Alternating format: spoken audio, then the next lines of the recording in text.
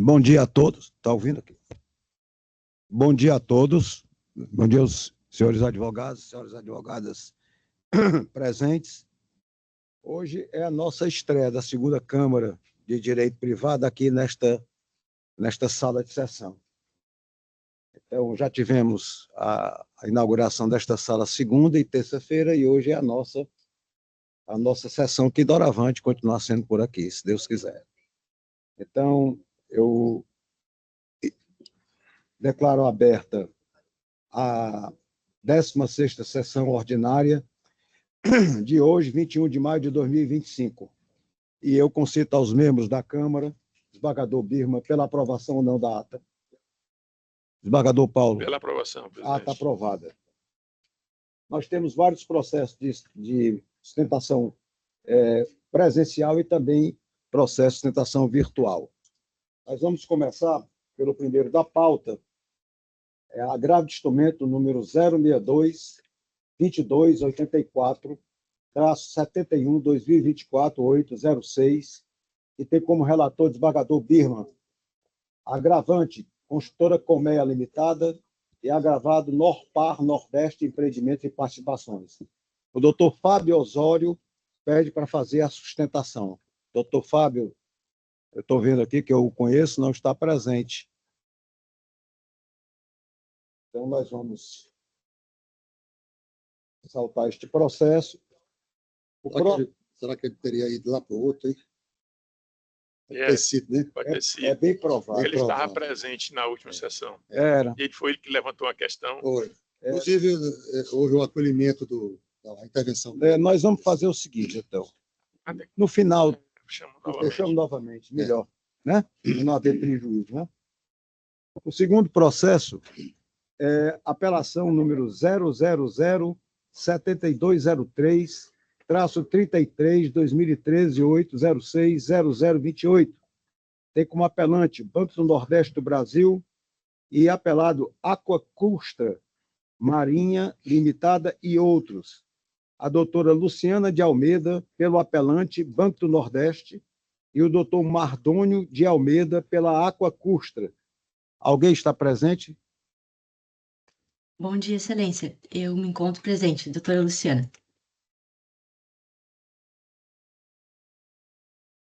Bom, doutor Mardônio? Doutor Mardônio. Doutora Luciana. Bom dia, doutora Luciana. Bom dia. Tudo bem. A relatoria desse processo é do eminente desembargador Paulo Air. Então, por ordem, a doutora Luciana vai iniciar a sua sustentação, para em seguida o doutor Mardônio fazer a sustentação dele. Vossa Excelência tem um prazo regimental de 15 minutos, pode ficar à vontade. Obrigada, Excelência. Bom dia. Gostaria de inicialmente cumprimentar o excelentíssimo relator, desembargador Paulo Ayrton, excelentíssimo desembargador Carlos Alberto e excelentíssimo desembargador João Everardo. Como adiantado, eu represento o Banco do Nordeste do Brasil, que neste processo é apelante. Excelências, esse é mais um caso de empréstimo que não foi pago. A Aquacrusta contratou valores, tomou empréstimo e jamais honrou a dívida. Em 2013, o Banco do Nordeste ajuizou uma execução em face da Aquacrusta, que à época era devedora de mais de 15 milhões de reais. Reitero, 15 milhões de reais. O título executivo consistia em uma cédula rural hipotecária que foi emitida em 2006, renegociada em 2007 e se encontrava em atraso já em 2012.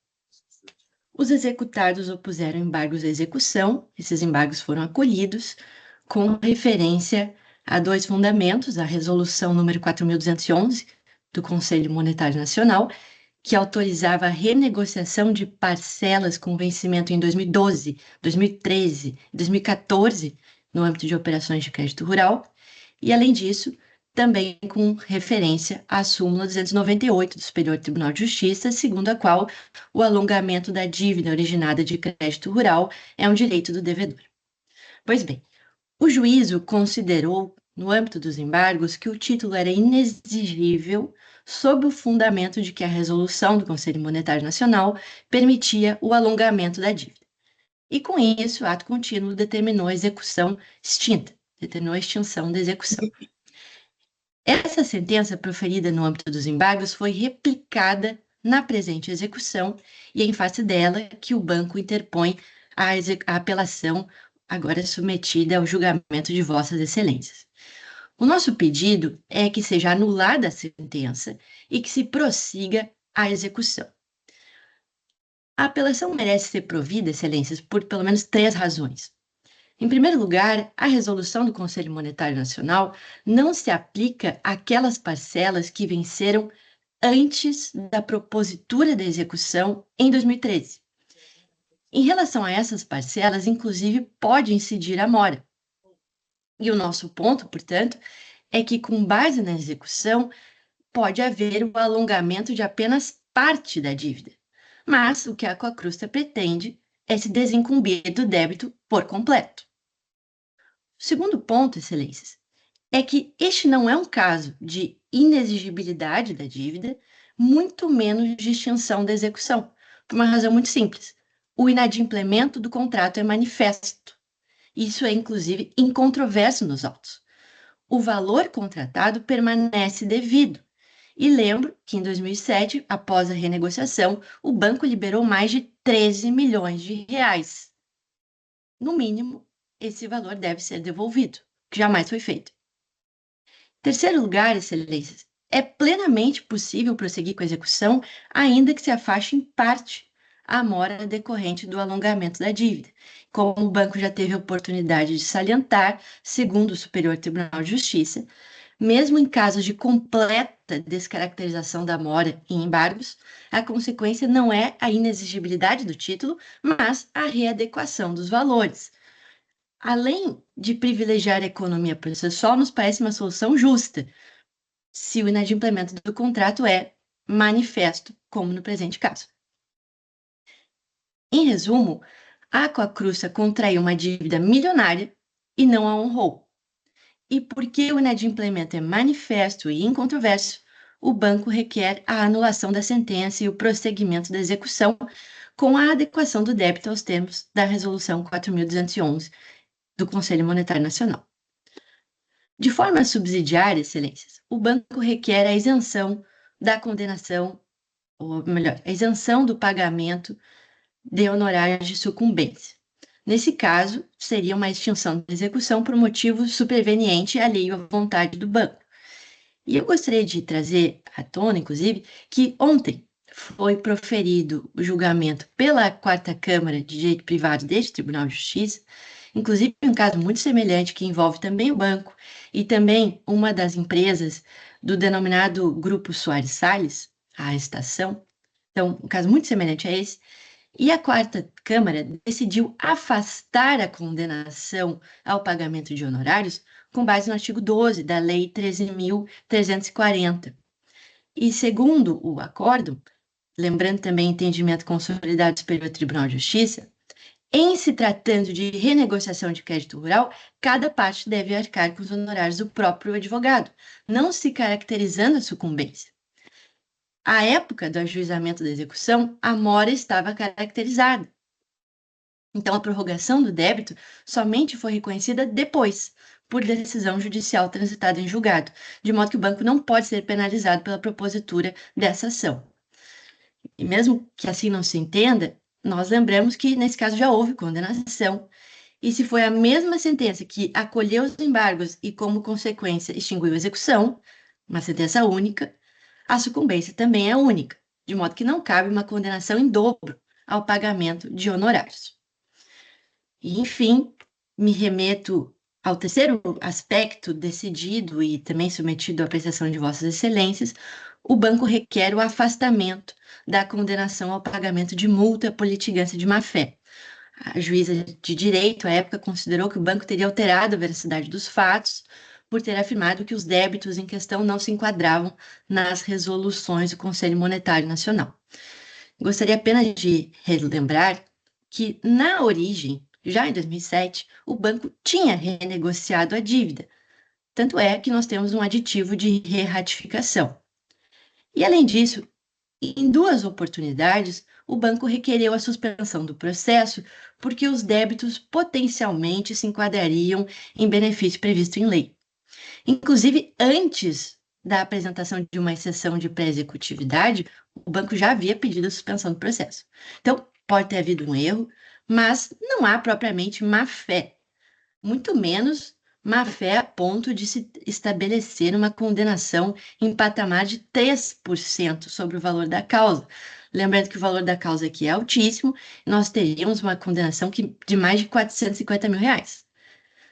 No nosso entender, isso configuraria enriquecimento ilícito, porque, novamente, os executados devem mais de R$ 15 milhões ao banco. Continuam devendo, não pagaram, sequer apontaram bens a penhor. Então, excelências, o banco requer o provimento da apelação para que seja anulada a sentença e para que se dê o prosseguimento regular da execução. Subsidiariamente, nós requeremos o afastamento da condenação ao pagamento de honorários, conforme já decidido por esse Tribunal de Justiça, e também o afastamento da multa por litigância de má-fé. Muito obrigada pela atenção, excelência. Muito obrigado, doutora Luciana. Eu passo a palavra agora para o doutor Martoni. Doutor Martoni, seja muito bem-vindo, viu?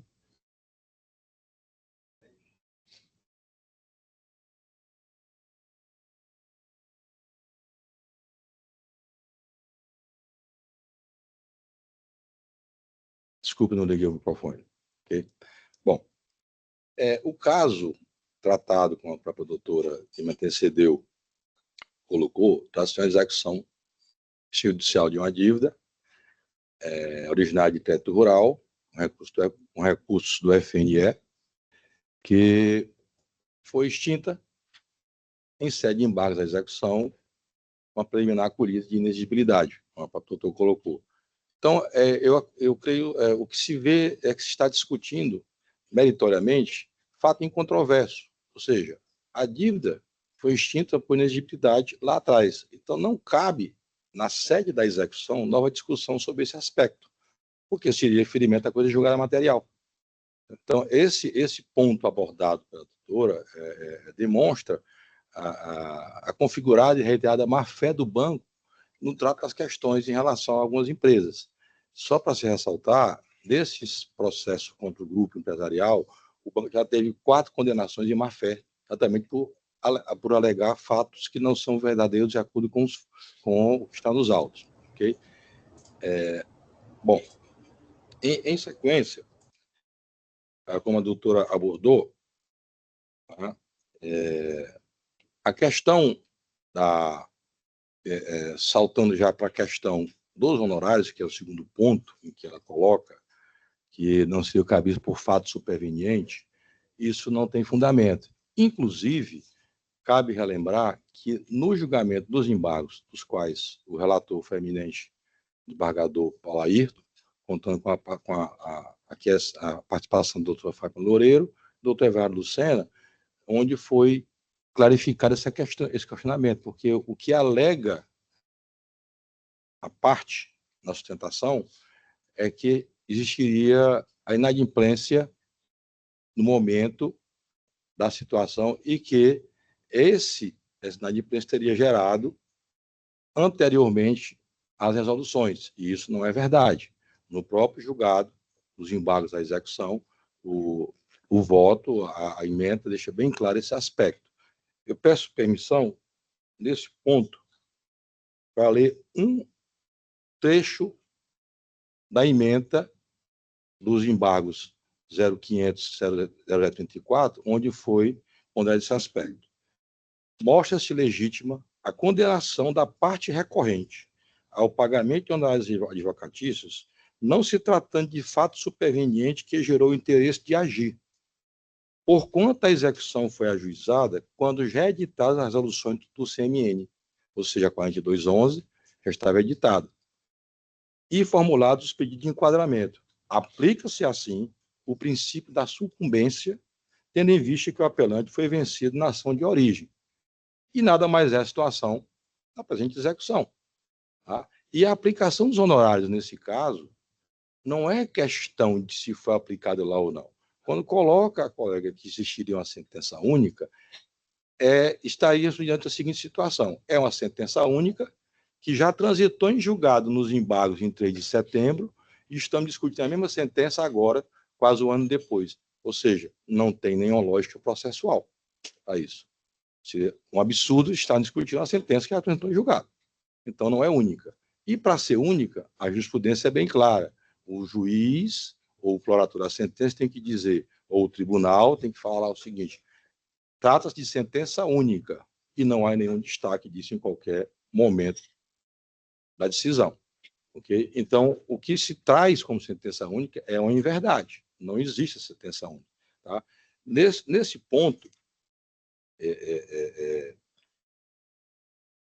interessante trazer que os honorários são devidos tanto na execução como nos embargos. E a sua acumulação, ela é possível e admitida na forma da súmula do tema 587 do STJ, onde se diz claramente que a acumulação entre embargos e execução são cabíveis, desde que observado o limite do artigo 85, que é 20%, e é o caso vertente. Então, não há nada que impeça esse arbitramento dos honorários de sucumbência até a valorização da situação dos advogados que atuaram nas duas causas. Okay? Nesse aspecto, peço permissão novamente para ler um destaque do julgado na qual foi a doutora Fátima Loureiro, a relatora, desembargadora, e participaram o doutor Paulo Ayrton e mais o doutor Jana Ruth, se não me engano, do Everard, tá? Onde ele fala também sobre o honorário sequencial, num caso idêntico, que diz respeito ao mesmo grupo econômico, como foi colocado aqui. Tá? Segundo o princípio da causalidade, cabe àquele que deu causa para a postura da demanda a responsabilidade de arcar com a despesa decorrente, cabendo a condenação na verba de sucumbência. Nessa perspectiva, o reconhecimento é de que a parte exequente, no caso do julgamento da ação executiva, pois fundamentada em sede rural, hipotecária sem devida exigibilidade, requisito essencial para a sua execuibilidade, pois sabedor da suspensão do efeito do crédito, impondo-se à instituição credora, por força do princípio da causalidade, o pagamento da verba honorária. Tá? Então, essa decisão ela foi prolatada nos autos da execução 0005026, 34/2013, que foi julgada nesta Egrégia Câmara em 14 de agosto de 24, ou seja, é bem recente. Tá? Com trânsito em julgado em 31 de março de 25. Então, vê-se que a sustentação que foi colocada existia inadimplência, existia a mora, tá? Isso é uma inverdade novamente trazida de forma agora sustentação oral. Por quê? Porque as empresas requereram, antes de qualquer vencimento das parcelas, como ressaltado na decisão dos embargos, as prorrogações previstas nas resoluções 4082 e 4211. O banco ajuizou a dívida em 25 de 10 de 2013. A parcela que se venceu foi de 2012.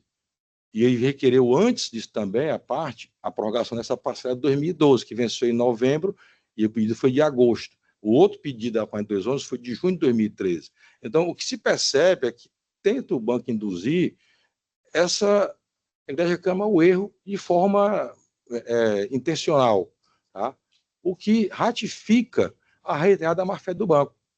E a manutenção, ou como se requer agora presentemente, que seja, inclusive, elevada essa condenação, para que se possa evitar esse tipo de procedimento, pois traz uma evidente deslealdade processual e com a inversão dos fatos, além de estar arguindo, neste momento aqui, algo que é incontroverso, ou seja, a inexigibilidade da dívida foi que gerou a extinção da execução, e não é cabível, discussão neste momento, alegar que poderia continuar com as parcelas vencíveis depois do previsto na resolução, como se fosse uma execução preventiva. Isso não existe. Okay? Então, nesse sentido, é que se requer a manutenção da sentença de origem, tá? Mediante a verbas honorárias, ok? E, desde já, se requer a elevação, além da manutenção da dispensa de centro, a sua elevação por comprovada sustentação no sentido de que a verdade dos fatos não foram postas como devidas. É como nos manifestamos. Obrigado. Obrigado, doutor Martônio. Eu vou passar a palavra para o relator, desembargador Paulo Ayrton. Pois não, presidente. Muito obrigado. Parabenizo aos dois advogados que ocuparam a tribuna. Lembrando que a decisão anterior foi em embargos à execução e nós estamos agora trazendo em sede de apelação. Como é uma questão bastante complexa, eu vou passar pelo voto, presidente. Sim. Embora que, reduzindo um pouco, algumas passagens desse voto, mas eu acho prudente. Perfeito. Recurso tempestivo, preparo, folha 179. A documentação alojada às folhas 15/43 comprova que o Banco do Nordeste do Brasil ingressou com ação de execução em face dos ora apelados, objetivando a satisfação do valor de R$ 15.226.707,64, relativo ao título executivo extrajudicial correspondente à cédula de crédito rural hipotecária de número 16.206.7285.590, emitida em 18 de outubro de 2006, com vencimento no dia 18 de novembro de 2018. A instituição financeira aduziu que ocorreu o vencimento antecipado da dívida no dia 18 de novembro de 2012, em razão da inadimplência dos devedores, o que ocorre independentemente da notificação judicial ou extrajudicial, consoante previsão contida no Decreto-Lei 167 de 1967, artigo 11. A célula de crédito rural repousa as folhas 15/29 e o seu aditivo as folhas 32/38. Os apelados manejaram embargos à execução, autos número 00-534-52/2020, com a finalidade de impugnar o feito executivo, que foram acolhidos pelo juiz de origem, conforme sentença proferida nos mencionados autos e neste caderno processual, folha 124 e 133, cuja sentença reconheceu que os embargantes recorridos comprovaram fazer jus à prorrogação da dívida rural, mostrando-se inexequível, assim, o título executivo extrajudicial que instrumenta a ação satisfativa, folha 130 a 131. E aqui eu transcrevo a resolução 4.211, 2013, do CMN, o decreto 30.922, 2012, e a portaria 203/212. Vejo que a situação anormal de calamidade à época provocou esta alteração com relação aos pagamentos. Da análise da resolução 4.082/2012 do CMN, folha 103 e 105, dos embargos de execução, depreende-se que os produtores rurais que tiveram perdas em decorrência da estiagem tiveram o direito à prorrogação das dívidas vencidas e vicendas entre 1º de janeiro de 2012 e 1º de janeiro de 2013, até 2 de janeiro de 2013, quanto às parcelas adimplidas até 31 de dezembro de 2011. O artigo 1º diz o seguinte: ficam as instituições financeiras autorizadas para os produtores rurais que tiveram perdas na renda em decorrência da estiagem que atingiu municípios da área de atuação da Superintendência de Desenvolvimento Nordeste Sudene e das enchentes que atingiram municípios da região norte, em ambos os casos, com decretação da situação de emergência ou do estado de calamidade pública após 1º de dezembro de 2011, reconhecida pelo governo federal. E aí transcreve.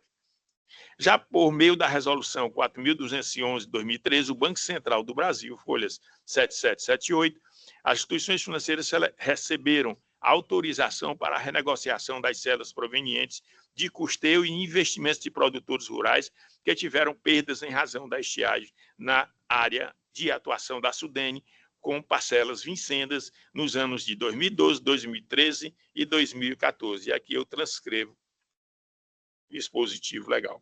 A situação de emergência do município de Acaraú, local em que se encontra sediada a apelada, a Aquacrusta Marinha Limitada, foi reconhecida pelos decretos estaduais 30922, 2012, folha 108 e 109, 31053, 2002, folha 111, como também pela Secretaria Nacional de Defesa Civil, por intermédio das portarias 203, 2012, folha 114, e 325, 2012, folha 116 e 117, todas constantes dos autos dos embargos à execução. Como bem observado pela exequente apelante, o vencimento antecipado das dívidas ocorreu em 18 de novembro de 2012, de modo que o adimplemento das obrigações, nos termos da planilha acostada às folhas 3943, está confirmado até 31 de dezembro de 2011, como exigido pelo artigo 1º da Resolução 4.211/2013 do CMN. Conforme documento de folha 118, embargos à execução, a apelada protocolou, em 6 de agosto de 2012, pedido de prazo adicional para o pagamento da obrigação vencível em 18 de novembro de 2012 para 2 de janeiro de 2013 e, em 24 de junho de 2013, requeriu à instituição financeira o enquadramento na Resolução 4.211/2013 do CMN das parcelas vencidas e vencíveis em 2012, 13, 14, folhas 80 e 82, o que ele faz preencher o requisito estipulado pelos artigo 1º, parágrafo 3º, inciso 1º da Resolução 4.211 de 2013 do CMN. Passando ao exame efetivo das razões do apelo, percebe-se que o recorrente defendeu que a Resolução 4.211 de 2013 do CMN autorizou o alongamento das parcelas vencidas ou vencíveis apenas em 2012, 13 e 14, e que o benefício não se estende às parcelas vencidas e inadimplidas antes de 2012 e depois de 2014.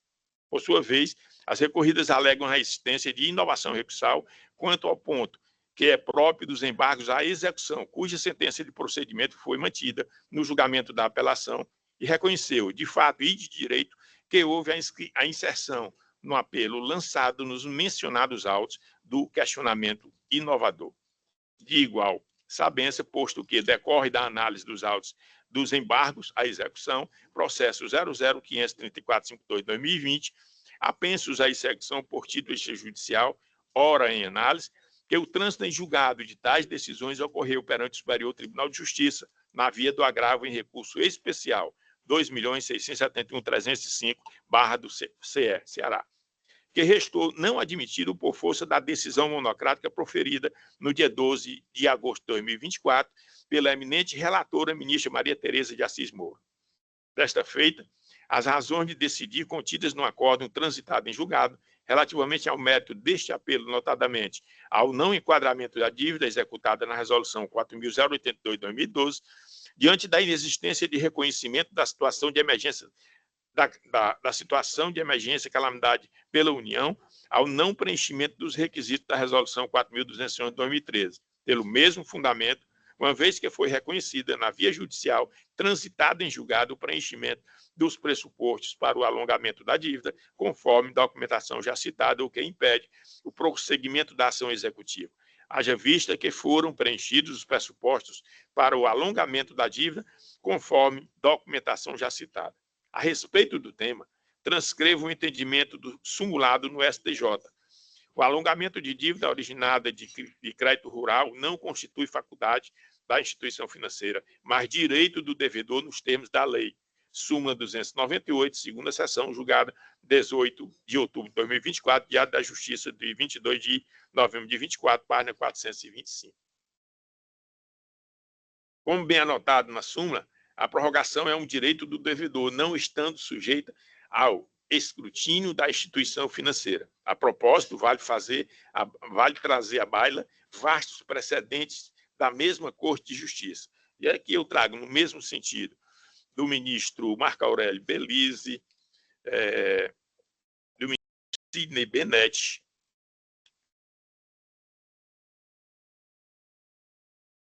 aqui desta corte do desembargador Francisco Darival Bezerra Primo, do desembargador Heráclio Vieira dos Santos Neto, também do ministro Antônio Carlos Ferreira e do ministro Aldir Passarinho.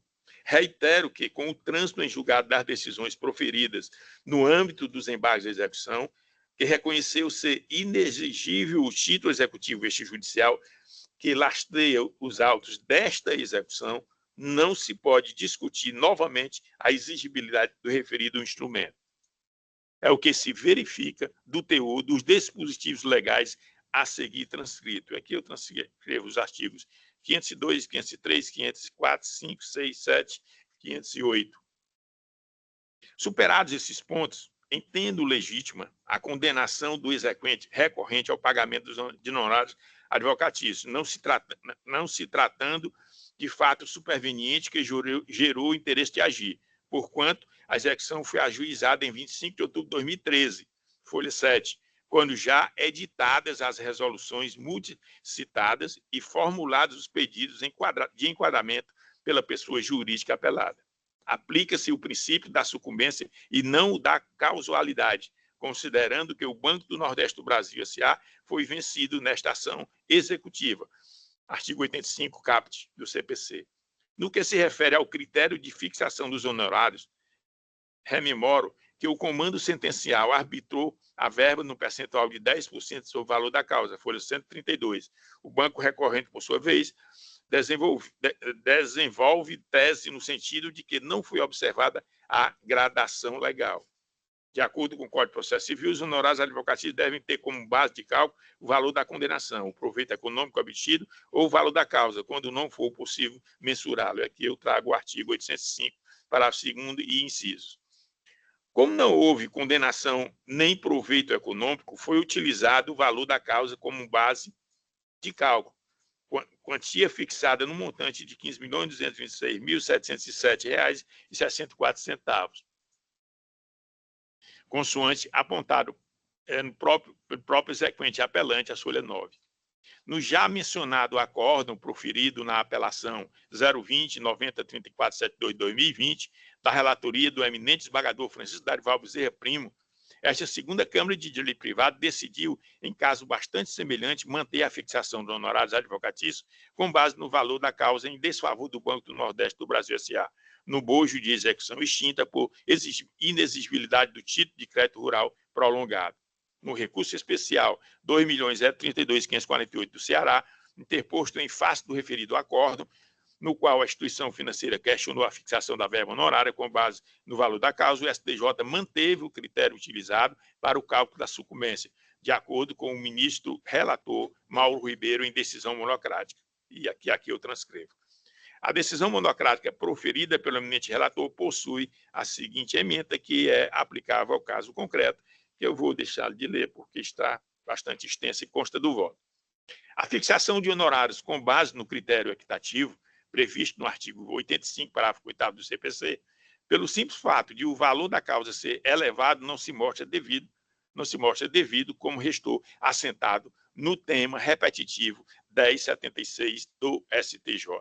Outro sim, não desconheço a existência de precedentes específicos do STJ em que os honorários advocatícios foram fixados pelo critério equitativo, em razão da extinção da execução por inexigibilidade do título executivo extrajudicial. E aqui eu transcrevo algum deles, de vários ministros. Todavia, entendo que a fixação da verba honorária com base no critério equitativo acarreta violação ao precedente firmado pelo STJ no tema 1076, cabendo à própria Corte de Justiça excepcionar os seus precedentes de caráter obrigatório. Assim, nada obsta que a matéria seja levada a efeito em recurso especial visando discutir se, nos casos específicos de extinção da execução por inexigibilidade do título, é autorizada a fixação de honorários advocatícios equitativos, destacando que arrestos atuais provenientes do Superior Tribunal de Justiça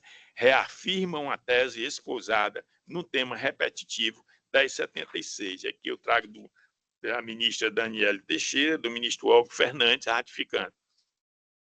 Para corroborar, vale dizer que há precedentes por mim relatados em que os honorários advocatícios foram fixados com base no valor da causa em ações executivas extintas. E aqui eu transcrevo. Desse último precedente, da minha lavra, é possível extrair o seguinte fundamento. Aspas, assim, com respeitosas vênias a entendimento contrário, comungo das conclusões expostas nos precedentes acima invocados, de voto pelo conhecimento e provimento do presente recurso, declarando desde o ofício a extinção da execução provisória da sentença proferida nos autos 07.649.903.61 de 2000, restituindo-se as partes ao status quo ante artigo 475-O, inciso 2º do CPC, invertendo-se os ônus sucumbenciais e fixando os honorários advocatícios em 10% do valor execuído, consideradas as balizas do artigo 20, parágrafo 4 do CPC. Fecha aspas. Vale conferir, no mesmo sentido, outros julgados da segunda Câmara de Direito Privado, né, que eu trago aqui da eminente desembargadora Maria de Fátima de Melo Loureiro, do eminente desembargador Everardo Lucena, segundo, também eminente desembargador Carlos Alberto Mendes Forte. Tendo em vista que, de acordo com o artigo 926 do CPC, aspas, os tribunais devem uniformizar sua jurisprudência e mantê-la estável, íntegra e coerente, fecha aspas, tenho que a orientação deve ser mantida. Trago a lume ainda que a condenação em honorários advocatícios veiculada na via dos embargos à execução não é óbice para a fixação de igual verba na execução por título extrajudicial, não se constituindo bis idem, como afirma a jurisprudência do Superior Tribunal de Justiça, uniformizada quando do julgamento do tema repetitivo 587. E aí eu trago aqui a tese firmada. Arrestos proferidos após a adoção da tese uniformizadora, acima destacada, indicam a afirmação da jurisprudência do STJ a respeito do tema. Nos termos da jurisprudência superior do Tribunal de Justiça, é possível a acumulação dos honorários advocatícios fixados na ação de execução com os embargos à execução, precedentes ministro Marco Aurélio Belize. Como também trago da ministra Nancy Andrighi nesse sentido, da ministra Sucete Magalhães nesse sentido, do ministro Humberto Martins, entre outros. No caso específico, é crucial atentar que a fixação dos honorários advocatícios presente na via dos embargos de execução remontou a 15% sobre o valor atualizado da causa, majorados quando do exame negativo a respeito da admissibilidade do recurso nobre, folha 703, 704, não podendo, sob pena de ofensa ao precedente uniformizador constante do tema repetitivo 587 do STJ, superar o percentual máximo previsto no parágrafo 2º do artigo 85 do CPC, devendo ser efetivada a adequação quando da satisfação desta verba nos autos. No que se refere à fixação da multa por litigância de má-fé, no percentual imputado na origem, da ordem de 3% sobre o valor da causa, verifica que a sentença posicionou-se da seguinte forma. Dessa forma, como está comprovado pelos documentos apresentados e em harmonia com o relato dos embargantes, o banco embargado prosseguiu na execução, ignorando a solicitação formal do devedor, mesmo ciente da possibilidade legal de prorrogação do vencimento da dívida nos termos da resolução 4.211 de 2013 do CMN. A conduta da parte embargada é reprovável pelo direito e passivo de penalidade, justificando a aplicação da multa por litigância de má-fé. Assim, em razão da embargante ter prosseguido na execução ciente da descaracterização da inadimplência, sem qualquer débito a cobrar e por ter alterado a verdade dos fatos, em patente má-fé, incorre na conduta indicada no artigo 80, inciso 2º do CPC, motivo pelo qual determina a aplicação de multa que fixo em 3% do valor da causa, na forma do artigo 81 do CPC. Fecha aspas. Essa foi a decisão de primeiro grau. Nas razões recursais, o recorrente abriu o tópico denominado da omissão quanto ao percentual em que foi fixada a multa por litigância de má-fé, no qual apenas contesta o percentual aplicado, não refutando de maneira concreta a conduta geradora do ônus imposto, apesar de, nos requerimentos finais, ter pleiteado a, aspas, exclusão da multa por litigância de má-fé, considerando especialmente o fato de que o Banco do Nordeste do Brasil, enquanto da administração pública indireta federal, tem sua atuação balizada pelos princípios constitucionais esculpidos nos artigos 37 da Constituição Federal de 88, em especial o da estrita legalidade, o que exige, por si só, a infundada acusação de que sua atuação processual se deu revestida de má-fé. Entendo que, nesta oportunidade, consolidada a litigância de má-fé na via dos embargos de execução por prática processual decorrente dos autos executivos, não se há falar em repetição desta condenação na execução por título extrajudicial, sob pena de configurar bis idem, sendo suficiente a fundamentação e o pedido constante das razões recursal para excluir tal condenação nos autos de que se cuida nesta oportunidade, evitando-se, ademais, o enriquecimento ilícito. Ante o exposto, conheço do apelo e lhe dou parcial provimento para excluir a condenação por litigância de má-fé de forma dúplice, motivo pelo qual não é possível majorar os honorários advocatícios por força do artigo 85, parágrafo 1 do CPC, como dispõe o termo repetitivo 1059 do STJ, devendo-se, quando do cumprimento de sentença, obedecer à limitação presente no tema repetitivo 587 do Tribunal da Cidadania. É como voto, presidente, eminentes partes. Muito bem, desembargador Paulo. Como vota, desembargador Birman? Parabenizo pelo voto, desembargador Paulo Albuquerque, bem fundamentado, e acompanho, Vossa Excelência. Desembargador, antes de eu acompanhar o voto de Vossa Excelência, que faço com muito grado, porque Vossa Excelência se debruçou muito efetivamente nos autos, eu quero só fazer uma observação. Essa matéria, quanto à questão do tema 1076, já foi pacificada, inclusive, na nossa Câmara, porque havia uma discussão no passado, recente, em razão de uma discussão que foi levada ao STF. Ontem, ou foi ontem, eu ouvi o ministro Flávio Dino falando dos honorários exorbitantes que tinha sido condenado à Fazenda Pública. Mas esse tema não foi submetido ao STF. Está absolutamente pacificado no 1076. Então, eu acompanho o voto de Vossa Excelência e o parabenizo ao doutor Martônio e à doutora Luciana, os nossos agradecimentos pela presença. Obrigado, bom dia para todos. Bom trabalho. Chamo agora a julgamento o agravo de instrumento 062-228471, 2024-806-0000, tem como agravante Construtora Comé Limitada e agravado Norpar, Nordeste, Empreendimentos e Participações. E o doutor Fábio Osório, que chegou agora no instante, ouviu o voto aí do desembargador Paulo, né? Ótimo.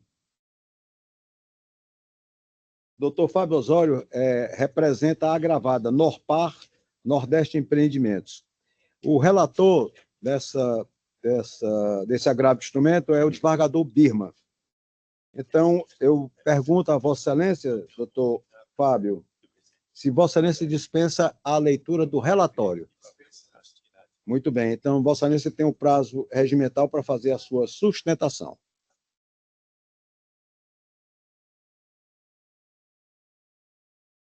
Se ajeite aí que não está contando o tempo, não. Obrigado.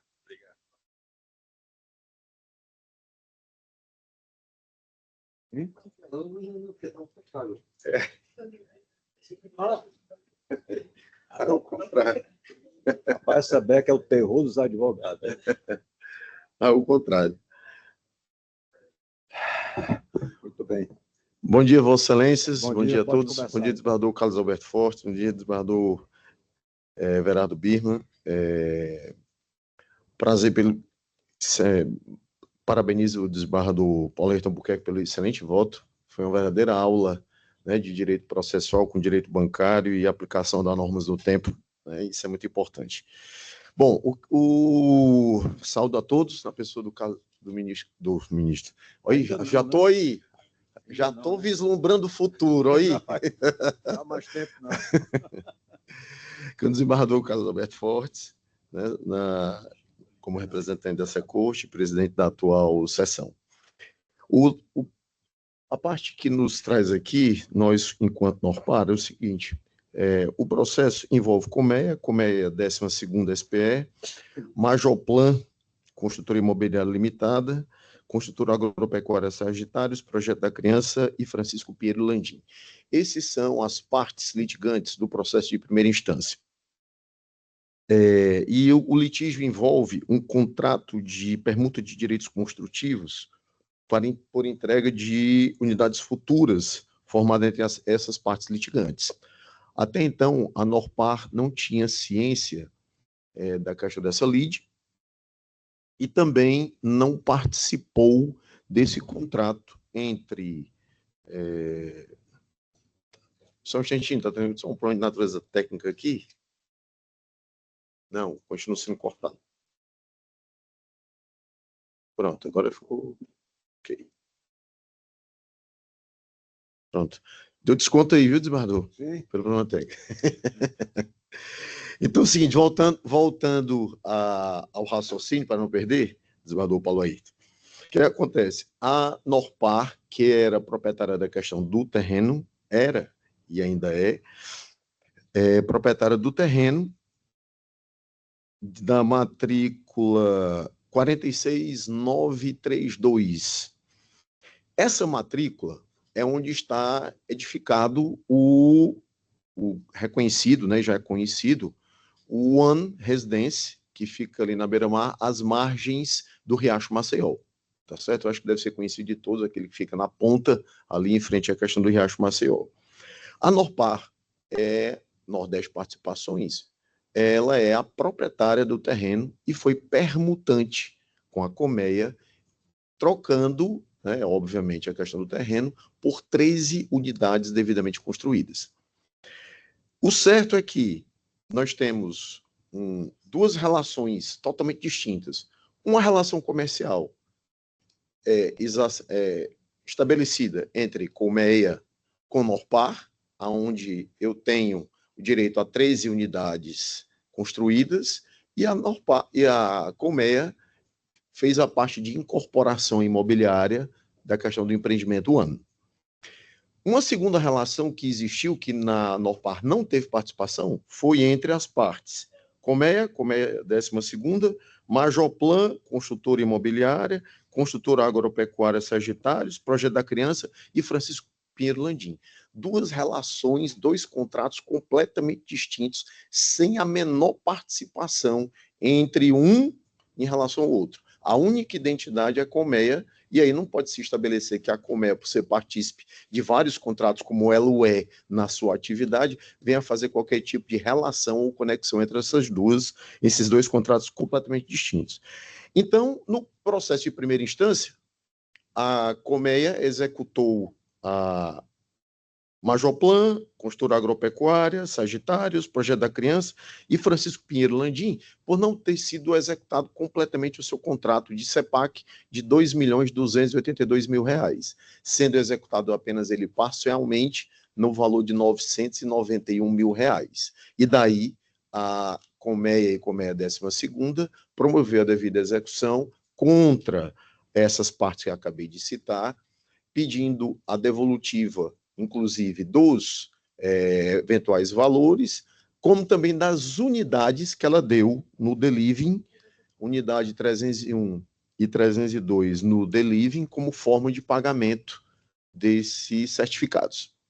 O certo é que, de maneira totalmente ilegítima e sem qualquer tipo de documento, autorização, sem qualquer tipo de documento que solidificasse isso, quer seja particular, quer seja matrícula, quer seja contrato de permuta, a Sagitários e Majoplan e Projeto da Criança e seu Francisco Pinheiro Landim colocaram nesse contrato como uma das garantias a unidade de número 600, que pertencia e pertence pelo contrato de permuta firmado entre Construtora Colmeia e a terrenista Norpar, como uma das 13 unidades pertencente à Norpar.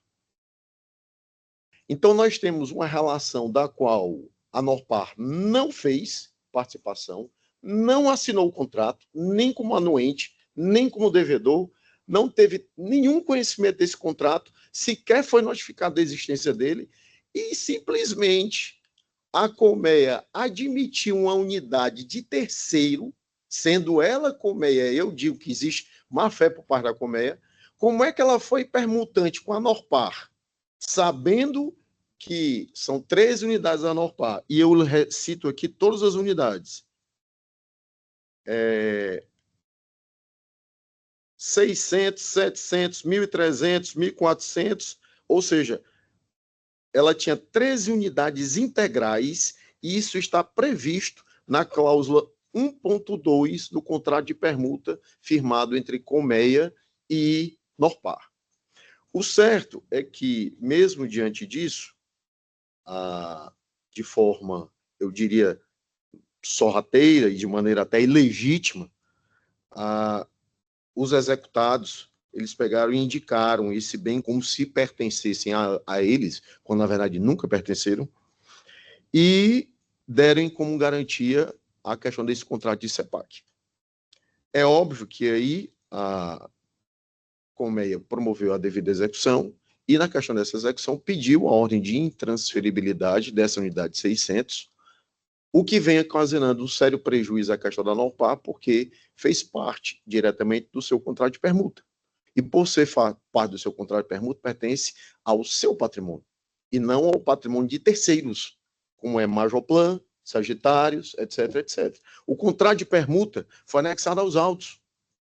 Quando o Norpar tomou conhecimento, ao pedir uma certidão atualizada da matrícula para fazer a venda de uma da questão das suas unidades, foi tomado de surpresa que essa unidade 600 tinha sido bloqueada por uma ordem judicial decorrente de um agravo de instrumento, de uma tutela suspensiva, de uma tutela recursal, já que a juíza de primeira instância, a doutora Ana Raquel, da 26ª Vara Civil, havia negado a tutela por entender que eram partes totalmente estranhas à questão da lei, de que aquela unidade não poderia ser fornecida como garantia àquele processo.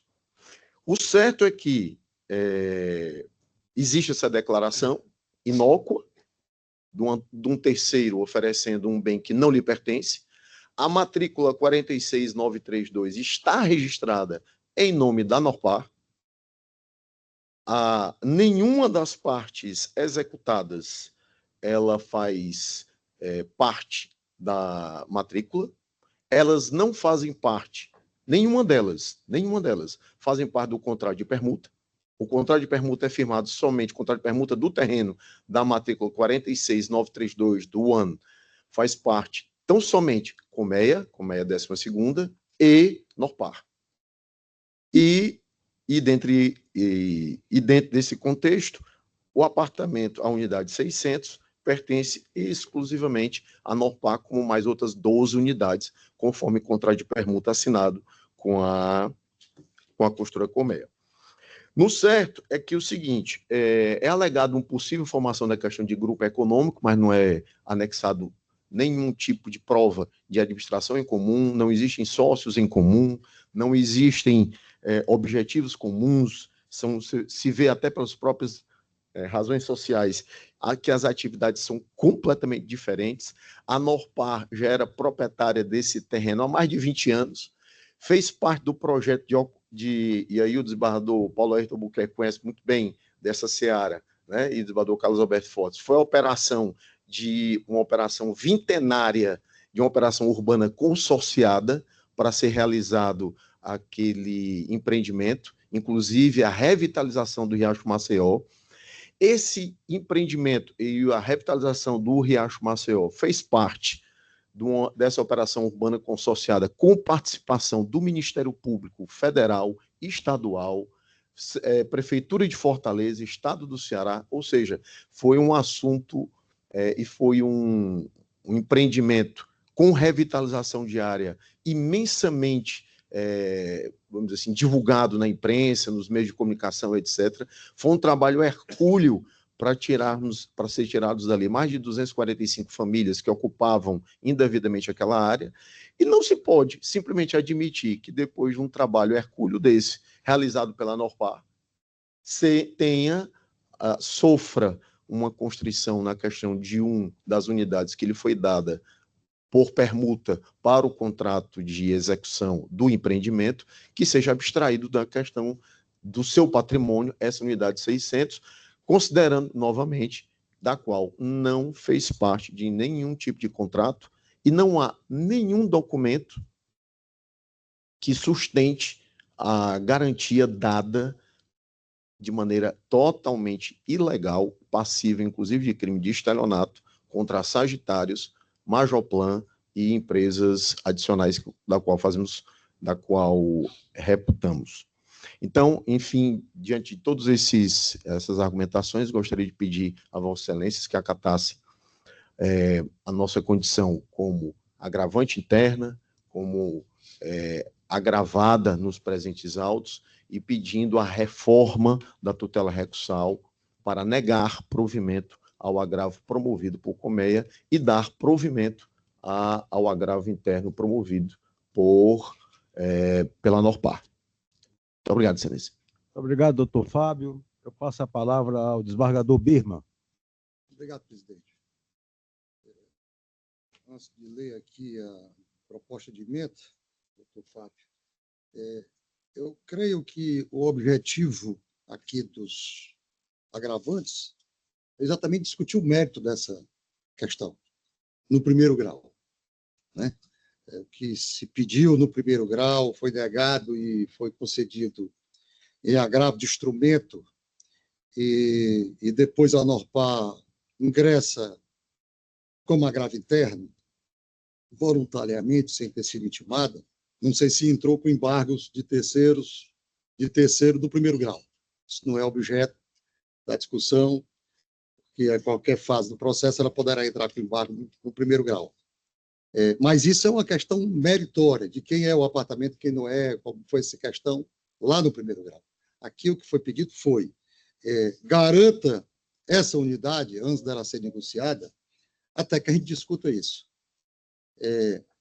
Pode haver prejuízo para A ou para B? Sim, aí cabe a ação devida, se houver prejuízo, se houver uma constituição indevida desse imóvel.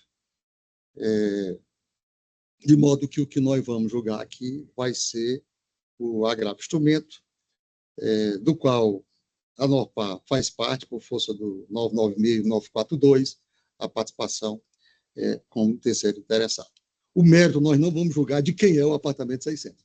Né? Aqui a questão deixa o apartamento ali constrito para garantir o resultado útil do processo e essa discussão vai ficar para o primeiro grau. Tá certo? Então, a proposta de emenda é agravo de instrumento, resolução contratual acumulada com indenização, pedido liminar para intransferibilidade e indisponibilidade do imóvel em litígio, indeferimento na origem, medida cautelatória e razoável, presença dos requisitos do artigo 300 do CPC, deferimento da tutela em segunda instância, empresa terceira interessada, reconhecimento da legitimidade para interpor agravo interno, recurso de agravo de instrumento, conhecido e provido de decisão reformada. O cerne do presente agravo consiste em aferir o acerto ou desacerto da decisão de primeira instância quem deferir o pedido de tutela de urgência para tornar intransferível a unidade imobiliária número 600 do empreendimento ano residencial matrícula 46932 do cartório da 4ª Zona, dada em garantia do instrumento de permuta de direitos construtivos por unidades autônomas futuras, firmado entre as partes. Para deferimento do pedido de tutela de urgência, consoante disciplina no artigo 300 do CPC, é necessário que haja elementos que evidenciem a probabilidade do direito, o perigo de dano ou o risco resultado único do processo. O terceiro, que não faz parte do processo, mas tem interesse jurídico na causa, pode interpor recurso desde que demonstre que a decisão recorrida atinge direito do qual afirma ser titular.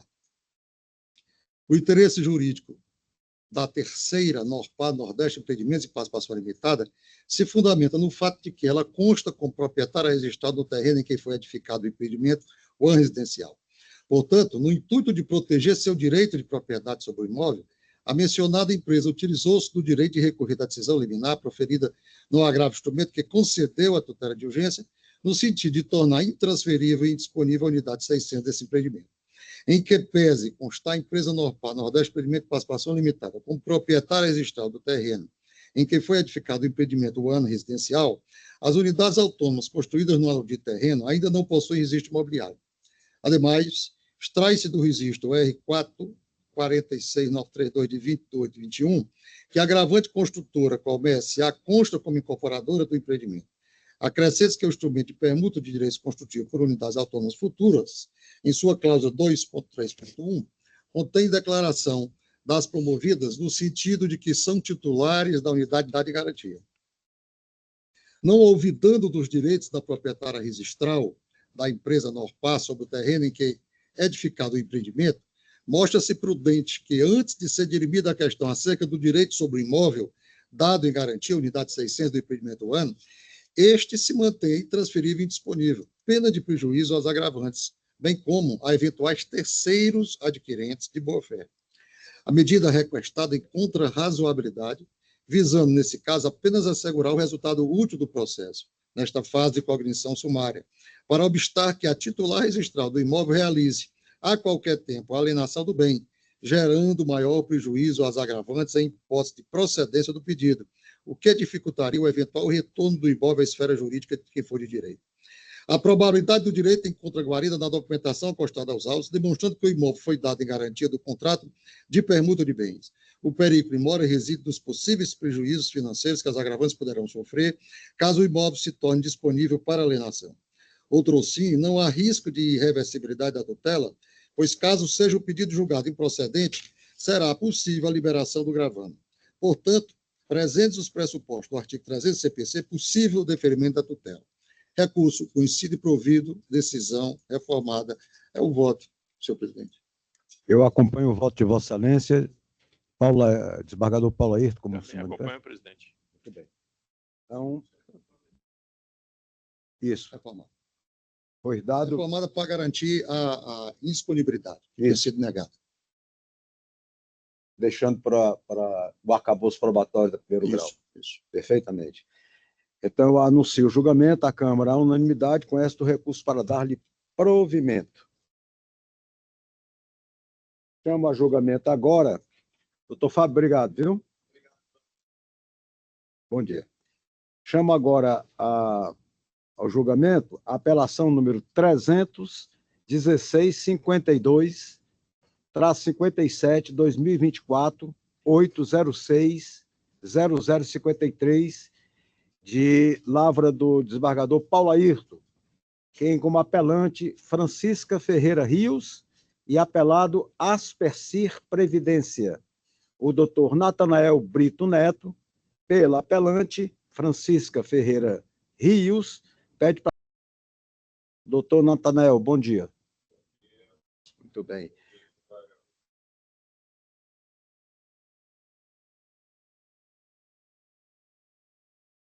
Doutor Natanael, pergunto se Vossa Excelência dispensa a leitura do relatório. Dispenso, Excelência. Muito bem.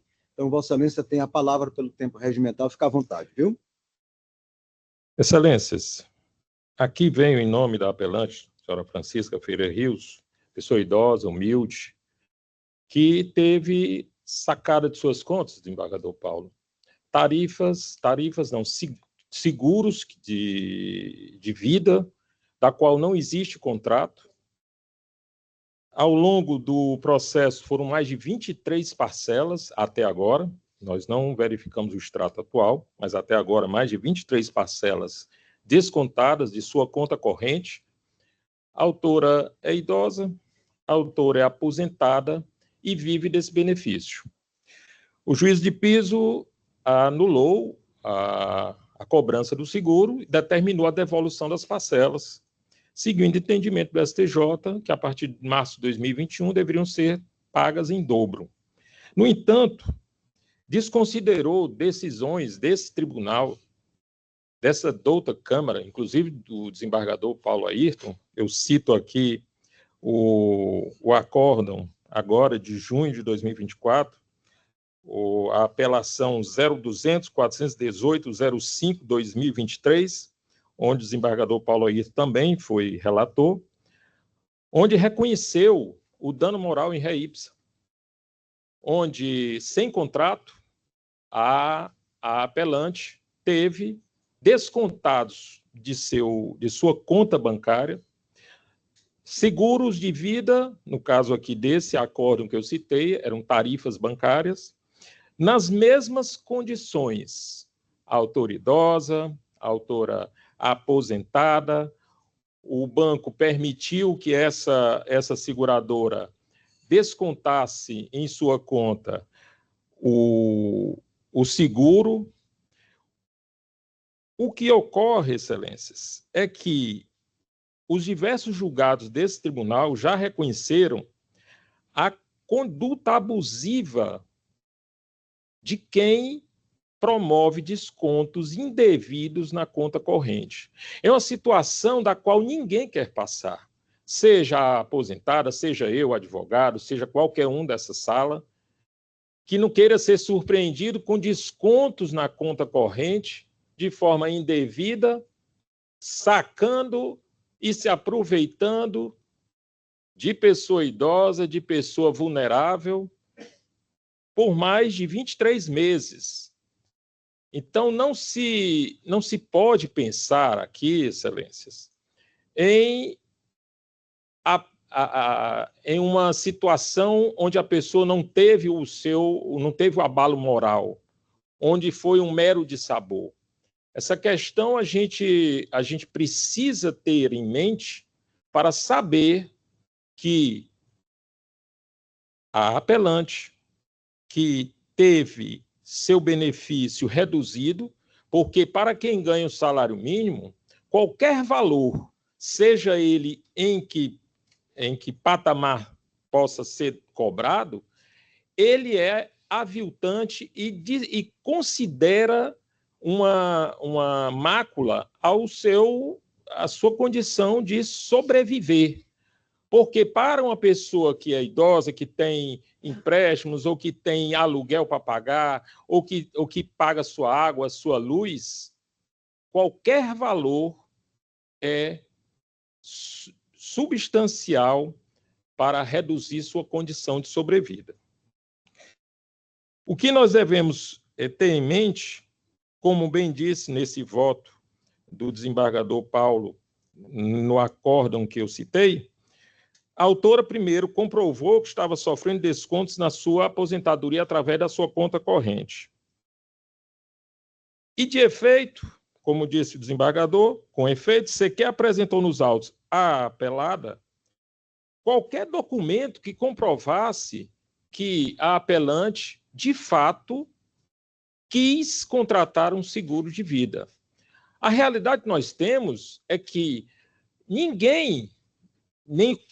nenhum idoso, nenhum correntista da zona rural que quer seu benefício apenas para sobreviver, deseja pagar seguro ou tarifa bancária, ou o que seja. Ele quer, no final do mês, chegar no banco, passar o cartão e retirar seu dinheiro para pagar suas contas. Mas seguro de vida, com certeza, não. Quando indagada por mim na contratação desse trabalho, ela disse: doutor, não sei nem o que é. O que é seguro de vida? E o que é um seguro de vida para uma pessoa sem a menor instrução, uma pessoa da zona rural, e certamente não sabe, ao menos, das cláusulas e condições para se aproveitar desse bendito seguro? Feito isso, no acórdão do qual eu citei, o desembargador, ora relator, doutor Paulo Ayrton, disse: o débito direto no benefício do consumidor, reduzindo seu aposento, ausente de contratação válida, a amparar tais descontos, caracteriza dano moral in re ipsa, ou seja, presumido, decorrente da própria existência do ato. Ademais, em situações como a dos autos, a subtração de qualquer quantia, por menor que seja, atinge as finanças da parte lesada, impedindo o cumprimento de compromissos essenciais. Assim, excelência, sem muito precisar me alongar, mas apenas para sensibilizar vossas excelências, sensibilizar aqui o desembargador Paulo Ayrton, é que se requer que seja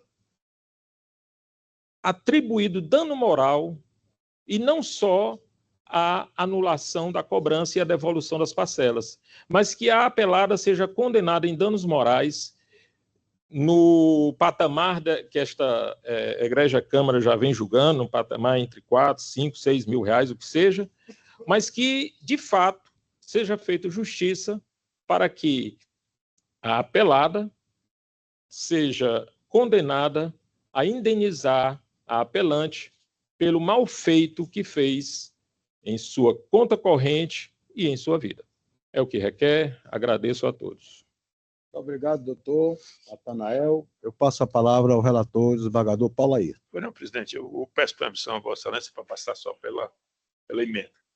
Apelação, direito civil, processual civil e consumidor, descontos indevidos de parcelas a título de contribuição confederativa. Pretensão de condenar o requerido em danos morais, retenção mensal de parcelas a partir de junho de 2022, tutela de urgência concedida na sentença, nulidade da relação jurídica, dano moral, inteligência dos artigos 186, 187, 927 do Código Civil e artigo 14, parágrafo 1º e 2º do Código de Defesa do Consumidor. Falha na prestação de serviço, quantificação razoável e proporcional em R$ 3.000 em atenção aos precedentes do órgão julgador em acordos análogos, responsabilidade extracontratual, súmula 54 do STJ, incidência do juro de mora e atualização monetária, taxa Selic, confirmação da jurisprudência do Superior Tribunal de Justiça quando da apreciação do resto 1.795.982 de São Paulo, tema de ordem pública, inteligência dos artigos 389, 406 do Código Civil de 2002, com as alterações advindas da Lei 14.905/2024. Nesse sentido, conheço da apelação para dar parcial provimento para condenar a promovida a indenização por danos moral arbitrada em R$ 3.000, correção monetária e juro de mora, na forma da fundamentação, sucumbência exclusiva da recorrida. É como voto, presidente Eminentes Pares. Desembargador Paulo, como voto, desembargador Birma. Penizando aqui pelo voto do desembargador Paulo, e pedindo venha aqui rapidamente, o doutor falava na tribuna da relevância dos descontos. E para uns podem ser pequenos, para outros, em somatório, eu me lembro das discussões sobre o princípio da insignificância. Mas um bujão de gás, bom, bujão de gás para quem? Né? Quanto custa um bujão de gás? X por cheio, para quem ganha o salário mínimo. Então, me veio aqui a recordação de uma frase da Raquel Lavive, um livro muito bom chamado Estranhos a Nós Mesmos, que ela, um dos seus personagens, ele diz: tente explicar o que é um latido para quem nunca viu um cachorro na vida. Então, explicar o que é 20 ou 30 reais para quem ganha 10, 20, 30 mil é uma coisa. Mas, então, esse nunca viu um cachorro na vida, então ele não sabe o que é um latido. Mas para quem ganha um salário mínimo, 20, 30, 40 daqui, aquela lesão dos microdireitos, realmente é muito relevante. De modo que eu acompanho o brilhante voto do desembargador Paulo Albuquerque. Eu também o faço, acompanho integralmente o voto, anuncio o julgamento, a Câmara, à unanimidade, com este recurso para dar-lhe parcial provimento. Doutor Natanael, muito obrigado pela presença. Eu que agradeço. Bom dia a todos. Bom dia. Chama a julgamento agora o processo de minha relatoria, apelação número 016-8489, traço 62, 2017, 8060001. Tem como apelante Marusa Café Almeida Moura e apelado Wilca e Pontes Limitada e outros. Doutor Guilherme Girão pede para fazer a sustentação. Doutor Guilherme, bom dia. Bom dia a todos. Cumprimento essa egrégia Câmara de Direito Privado, onde faço aqui as honras, desembargador Carlos Alberto Mendes Forte, que eu sou originário, fruto do trabalho dessa segunda Câmara. Estive aqui, sendo estagiário da desembargadora Maria de Fátima Loureiro, então acompanhei, antes mesmo do incidente ocorrer, do incêndio ocorrer, que naquela época eu estava como estagiário e ali partiu o nosso coração, quando a gente teve que, na pandemia, além de se separar fisicamente, ver um patrimônio tão bonito que o nosso estado do Ceará tem, que é o Tribunal de Justiça, e está aqui na primeira sessão, estreando nessa Câmara, tanto na minha primeira sessão na Câmara, como na primeira sessão aqui nesse tribunal. É uma honra e eu faço aqui esse registro. Primeiramente... Doutor Guilherme, só um minutinho. Vossa Excelência dispensa a leitura do relatório? Dispensa a leitura do relatório. Deixa eu lhe concitar a seguinte situação. O resultado deste processo aqui atende à sua cliente, que é o Hospital Gênesis. Ilka Pontes Limitada e outros. Nesse sentido, embora Vossa Excelência já tenha se manifestado assim tão claramente pelo prazer de estar aqui, pergunto a Vossa Excelência se dispensaria a sustentação e eu passo a leitura do voto. Nesse caso, eu dispenso a sustentação, por mais que me faça assim, que as honras, mas nesse caso está claro da improcedência e a manutenção dessa sentença. Muito bem. Muito obrigado. Obrigado a você. Apelação civil, ação indenizatória, direito do consumidor, alegação de erro médico, imprudência, negligência ou imperícia dos profissionais que compunham o corpo clínico, ausência, nexo causal não demonstrado, sentença mantida, apelo improvido. É como vota o desembargador Paulo Ayrton. Acompanho Vossa Excelência, presidente. Desembargador Birman. Muito obrigado, viu, doutor? Obrigado.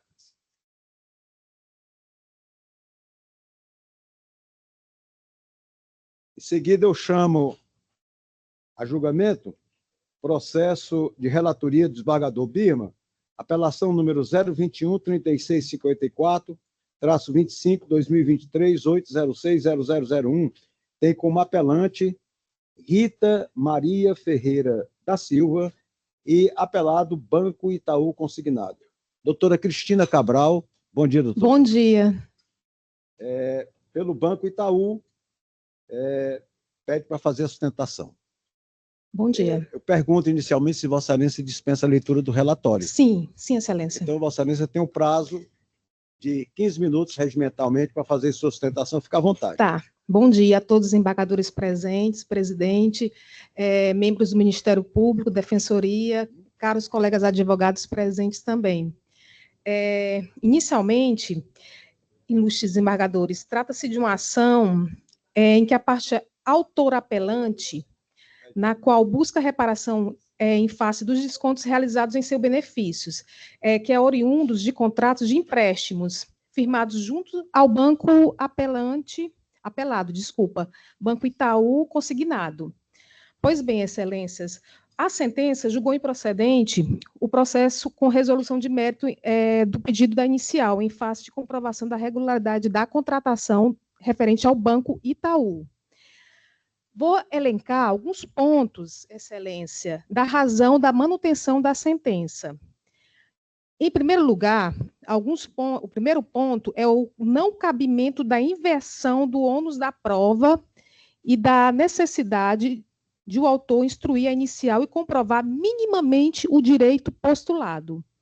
A decisão proferida pelo magistrado de primeiro grau não merece reparos, pois da análise do conjunto fático probatório produzido nos autos, verifica-se que o contrato foi efetivamente firmado pela parte, a senhora Rita Maria Ferreira da Silva. Importante frisar que a parte apelante, pode continuar, né? Que a parte apelante não demonstra cabalmente na peça vestibular a constituição do seu direito. Dizer isso, posto que, segundo a regra geral, a prova incumbe a quem afirma e não a quem nega a existência de um fato. A autora precisa demonstrar em juízo a existência do ato ou fato por ela descrito na inicial como ensejador do seu direito, o que não ocorreu em causa. É de bom aviltre lembrar a regra colocada no artigo 373, inciso 1 do Estatuto do Processo Civil, segundo a qual o autor detém de ônus probatório dos fatos constitutivos de seu direito, seja demonstrado a inversão do ônus da prova em favor do consumidor, somente se legítima com a forma de facilitar a defesa do seu direito em juízo. É imperativo, pois, para facilitar a defesa do consumidor, seja necessário, ou pelo menos extremamente útil, a inversão. O objetivo é, tão exclusivamente, a facilitação da defesa do seu direito e não privilegiar para vencer mais facilmente uma demanda em detrimento das garantias processuais do fornecedor réu. Em suma, a inversão do ônus da prova pressupõe a dificuldade pelo requerente do benefício de provar o fato constitutivo do seu direito, pois sequer juntou cópia dos extratos do período da contratação. Não basta alegar uma suposta hipossuficiência, deve-se especificar com relação às quais provas ela se dá, bem como é imprescindível a demonstração da dificuldade para a produção de prova em questão.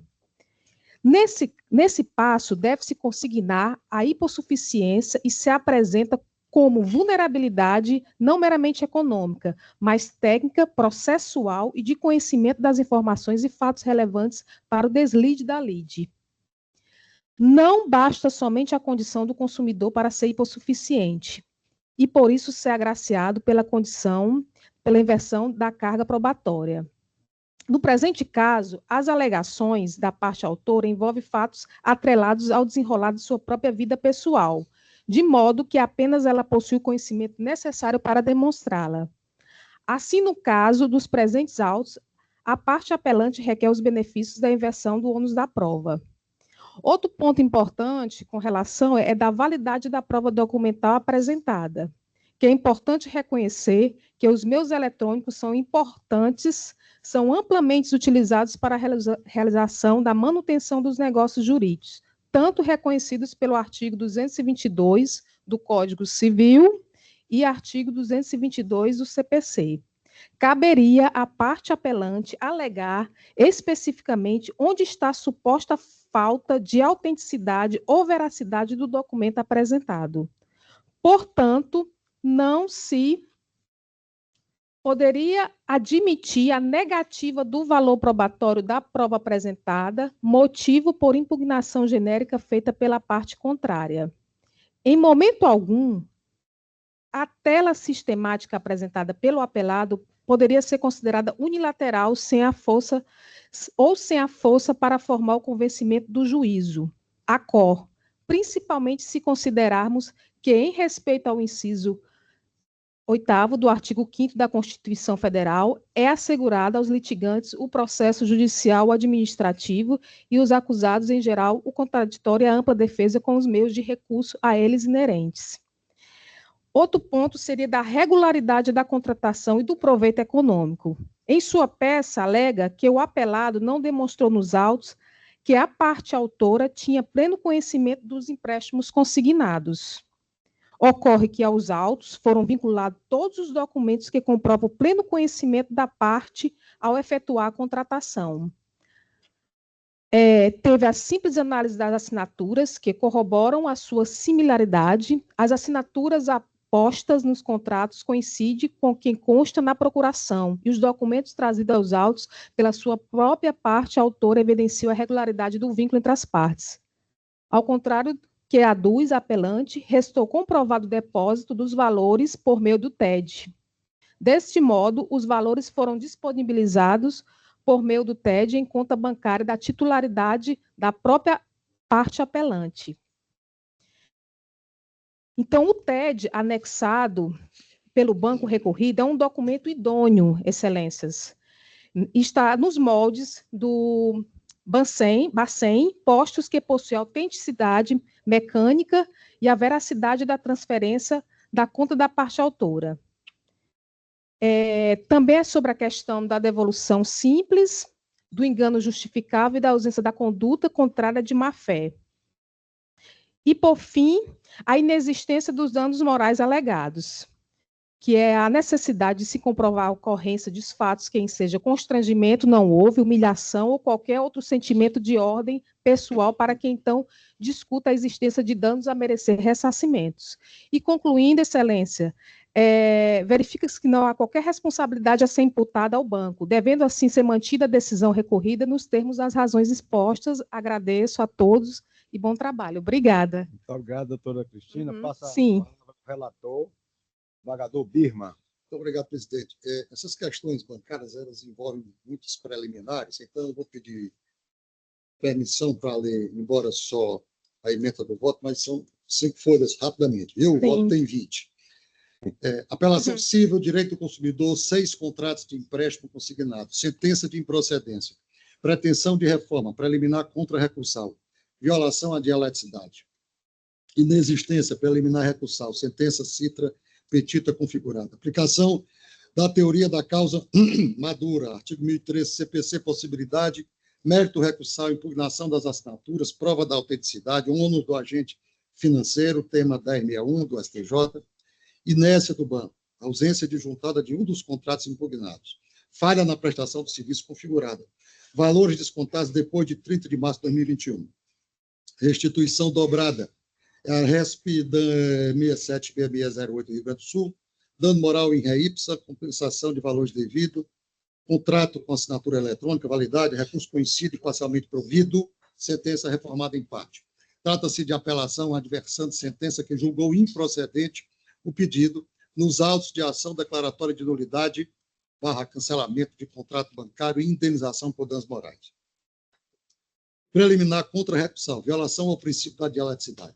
Conforme entendimento jurisprudencial do Colégio da STJ, a repetição do teor da peça inaugural ou da contestação não ofende ao princípio da dialeticidade, se do recurso for possível extrair as razões e a intenção de reforma da sentença. No caso específico, a apelante sustenta em seu arrazoado recursal a. Preliminar de nulidade da sentença citra petita, b. Não validade do contrato digital apresentado, c. Ausência de comprovação da autenticidade dos documentos apresentados, d. Majoração dos honorários advocatícios. Assim, é possível extrair da apelação fundamentos suficientes pelos quais a recorrente pretende reformar a decisão. Preliminar recursal, nulidade de sentença citra petita.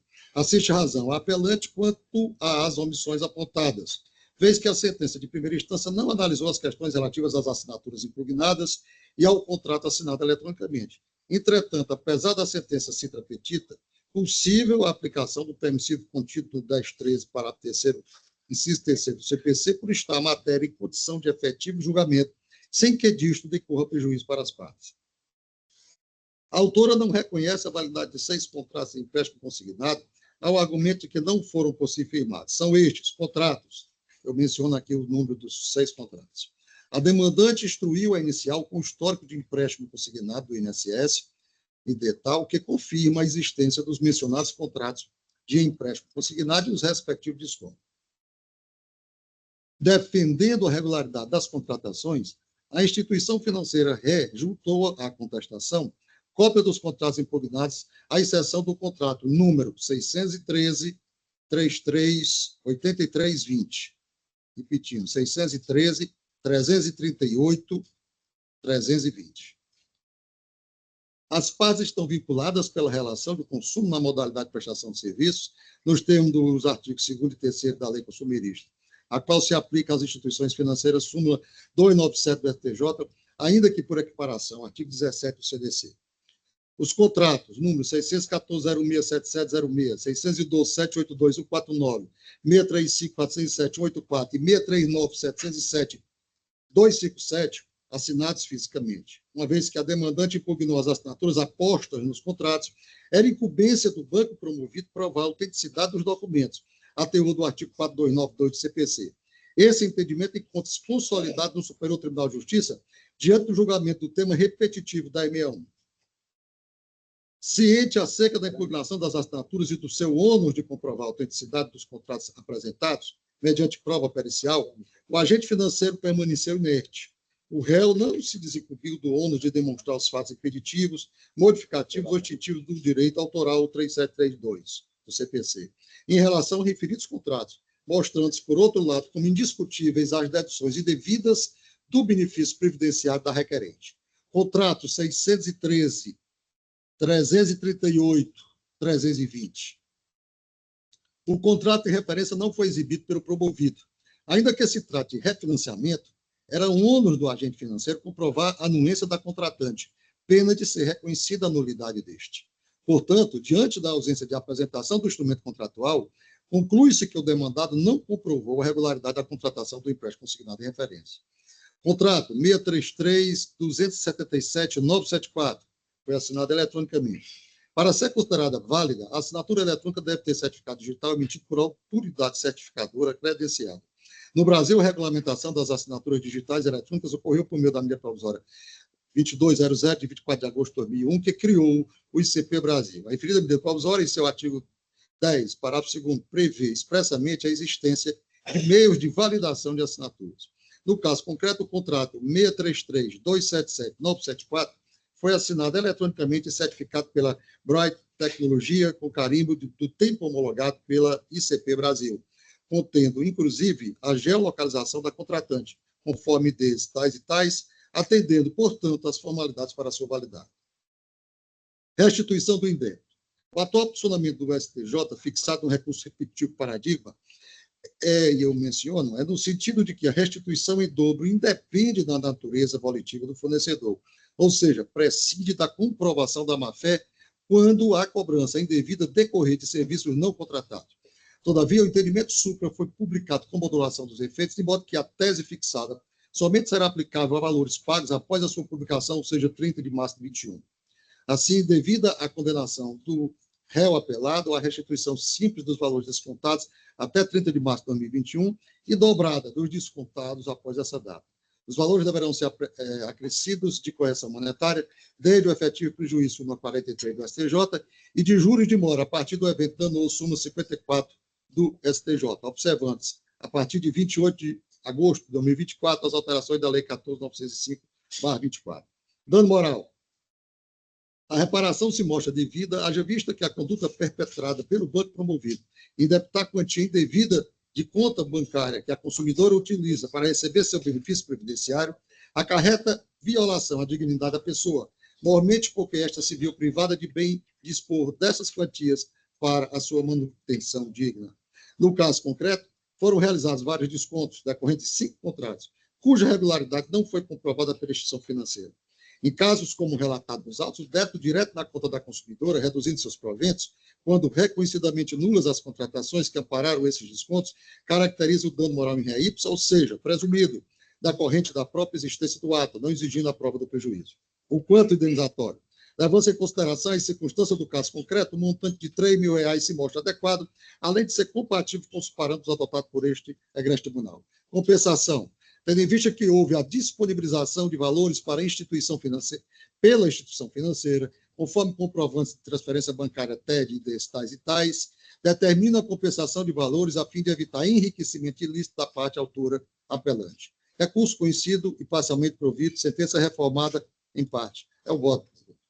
Muito bem, desembargador Birman, como vota? Eu acompanho o voto de Vossa Excelência, como vota o desembargador Paulo? Completamente relator, presidente. Então, anuncio o julgamento. A Câmara, unanimidade, conhece do recurso para dar-lhe parcial provimento. Muito obrigado, doutora. Muito obrigada. Obrigado. Boa tarde. Bom dia. Chama a julgamento agora, processo de minha relatoria, agravo de instrumento número 062-2318-12-2025,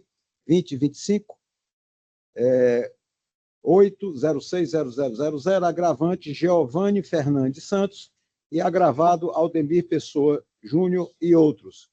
O doutor Magno Vasconcelos pede para fazer a sustentação. Bom dia, doutor Magno. Bom dia, excelência. Doutor Magno, pergunto se Vossa Excelência dispensa a leitura do relatório. Dispenso. Então, Vossa Excelência tem o prazo regimental para fazer a sua sustentação. Fique à vontade, viu? Muito obrigado.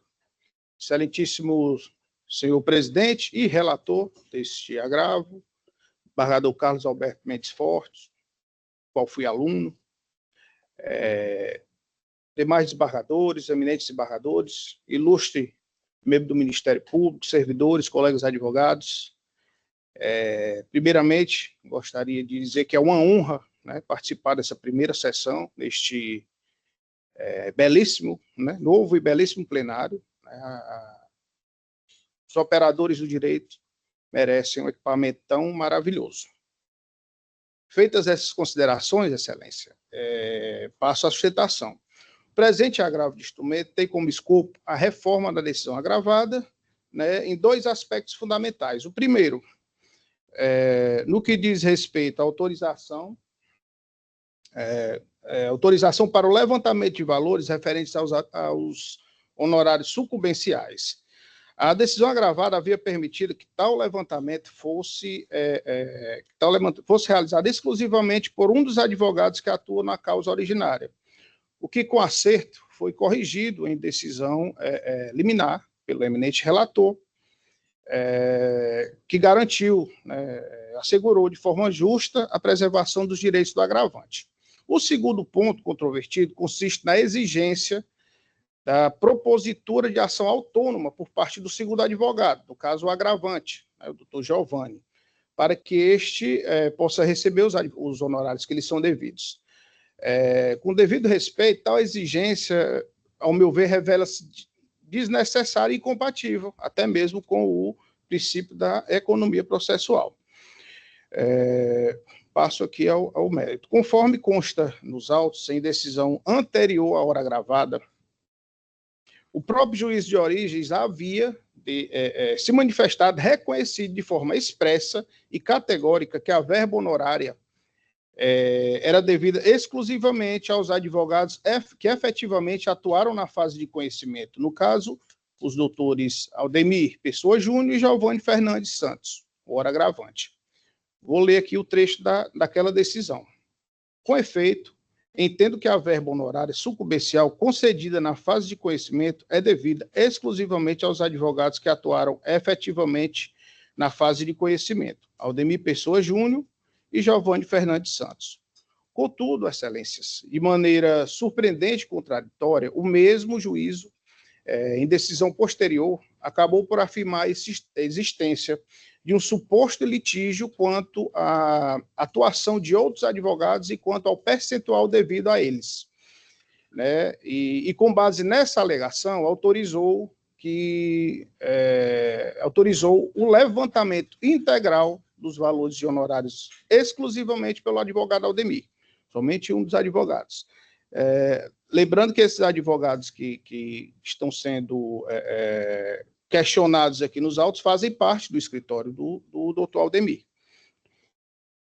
Excelências, além de o que se questiona aqui, além de se tratar de uma matéria que já havia sido decidida na decisão anterior a esta gravada, e, portanto, preclusa, ao meu ver, não se pode admitir que uma nova decisão infringe direitos reconhecidos anteriormente, criando, de uma certa forma, uma instabilidade processual.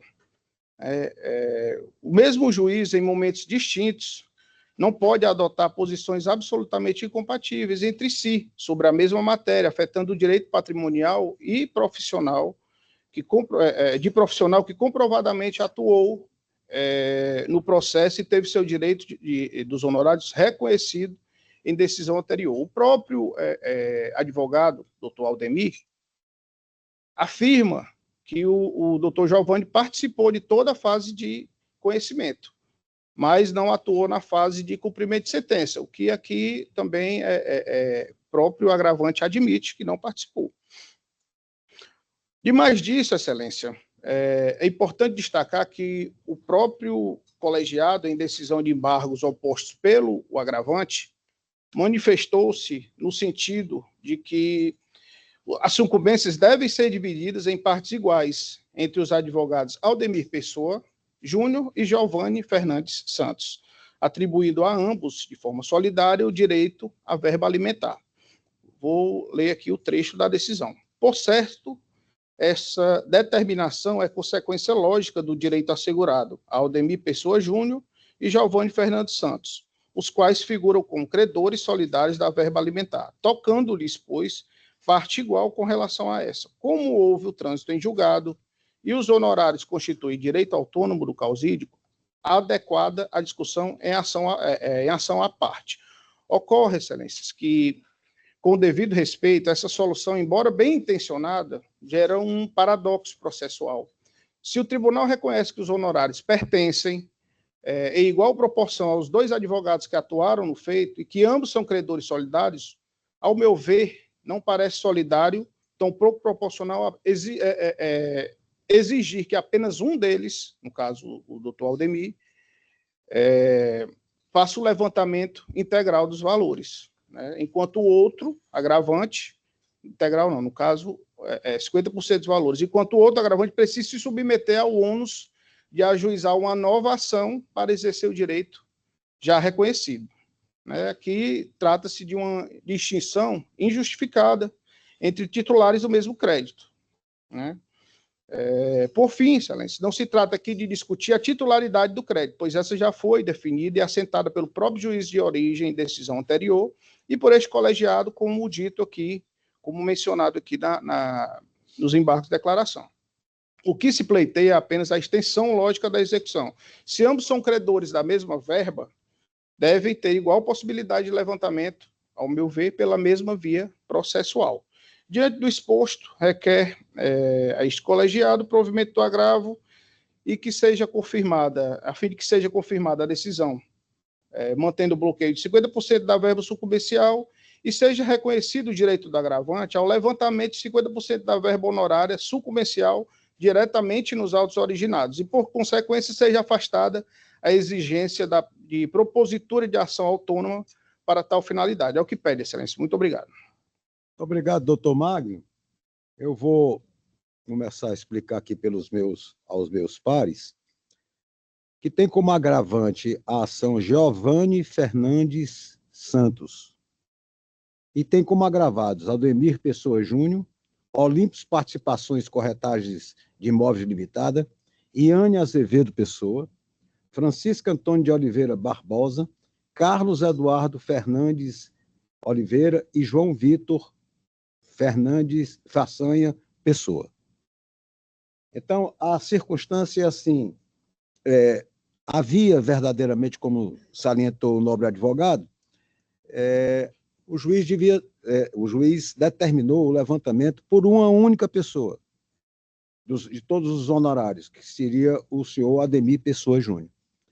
Em sede de agravo de instrumento liminar, nós garantimos a metade dos honorários a ser discutido em ação própria ao senhor Giovanni Fernandes Santos, por conta da quantidade, da pluralidade de advogados existentes aqui.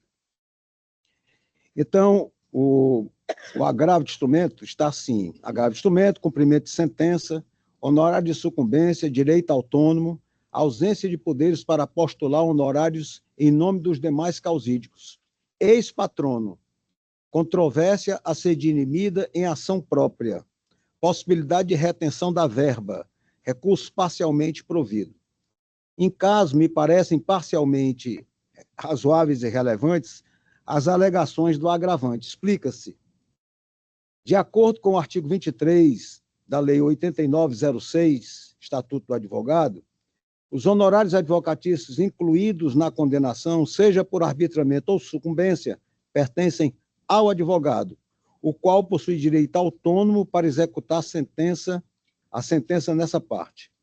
Portanto, a verba honorária advocatícia, por ser proveniente do trabalho pessoal do advogado, tem natureza alimentar, artigo 85, parágrafo 14, CPC, e é exclusiva do portador desse direito, sendo vedado ao agravado postular em nome próprio o direito de honorários, porventura pertencentes aos demais advogados constituídos, artigo 18 do CPC.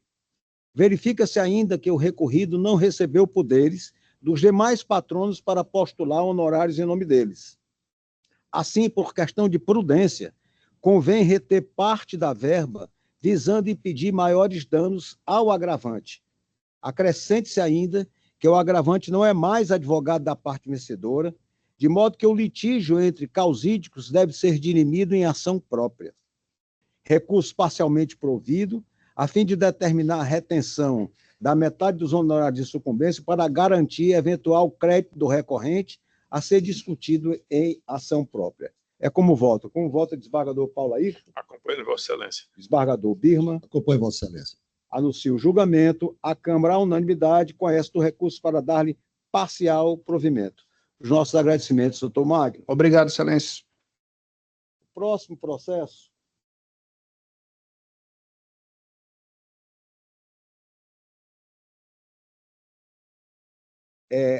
do desembargador Paulo Ayrton, é a apelação número 045-2676, 18-2008-06-0000. Tem como apelante Antônio Jataí Pedrosa e apelado Antônio Lobo de Menezes Filho e outro. Doutor Afrânio Melo, pelo apelante Antônio Jataí Pedrosa, pede para fazer a sustentação. Doutor Afrânio, bom dia.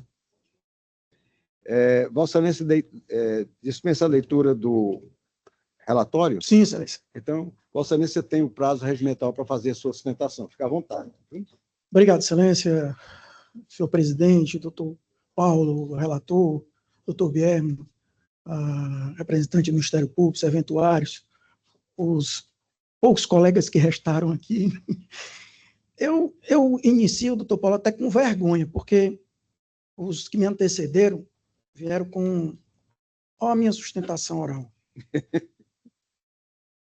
É porque o caso é assim, é tão simples e óbvio que eu não preciso mais do que 6 linhas. Tá? Só que a decisão desse tribunal impacta muito. Muda o entendimento do STJ, muda o entendimento dessa casa, muda o entendimento dessa Câmara, se a sentença for mantida. Por quê? Porque o STJ já pacificou, aqui já pacificou há muito tempo, na súmula, inclusive do STF, que estabelece, é vedada a capitalização de juros, ainda que expressamente convencionada. O que é que nós estamos tratando aqui, doutor Carlos? Nós estamos tratando de juros simples e juros compostos. Vamos voltar no tempo. É um processo muito antigo, 95.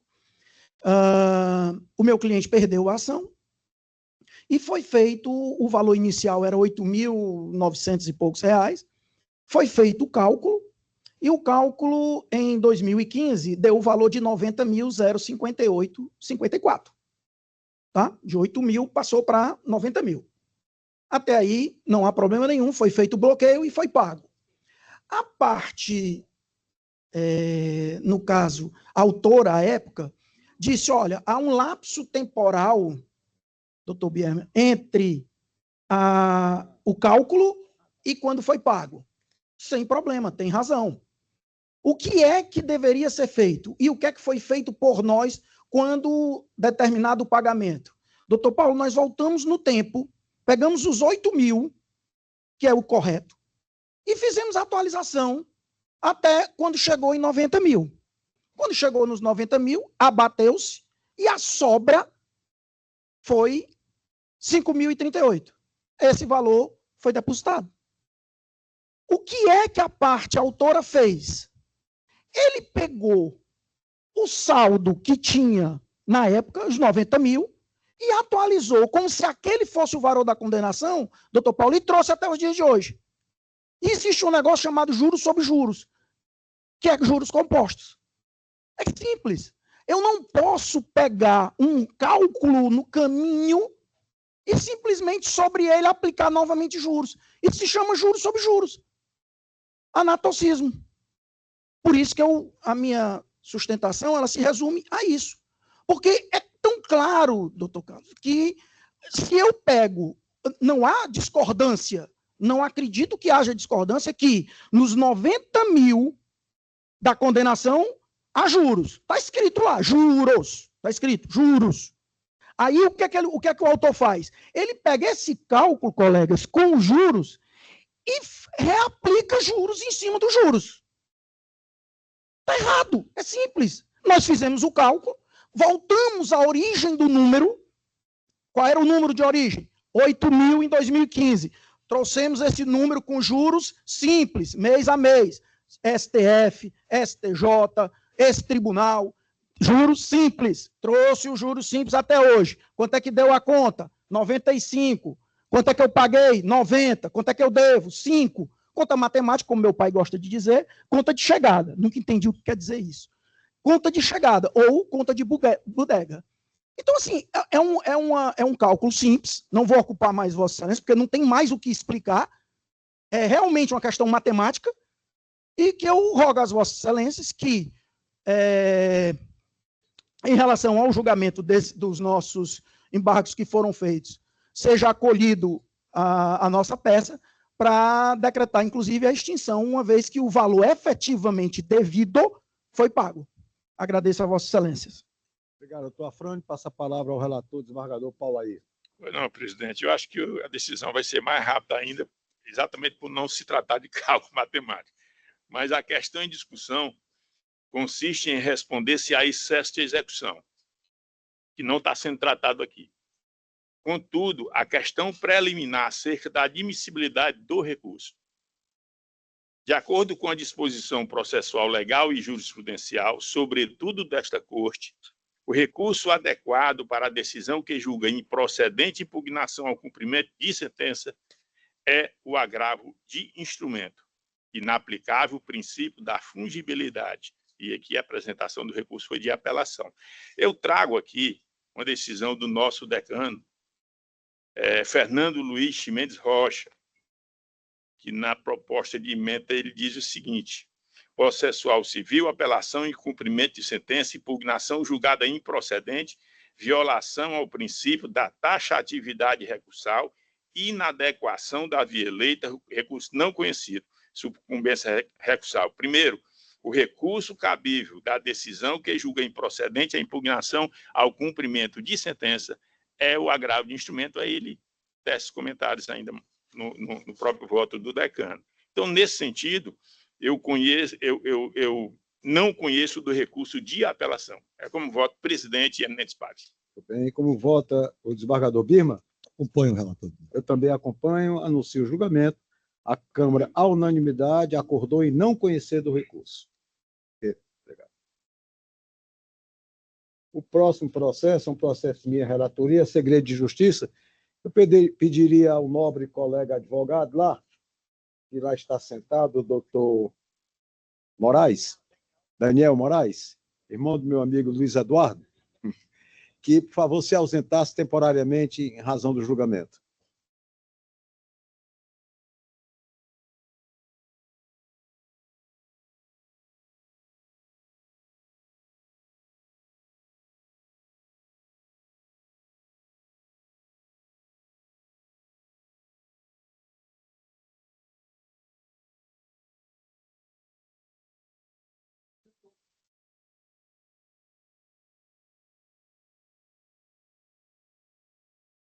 Muito bem, chamo a julgamento